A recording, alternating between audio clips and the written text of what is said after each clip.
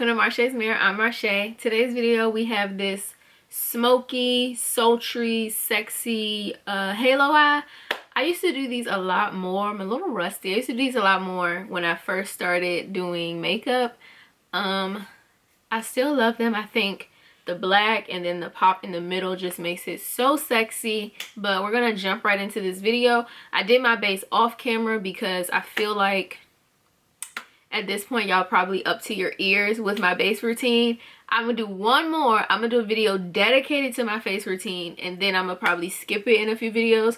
So this video is all about the eyes and the lips. I still hope you guys enjoy this video. If you haven't seen my last videos in the 25 days of look series, I will pin those in the cards. Check those out.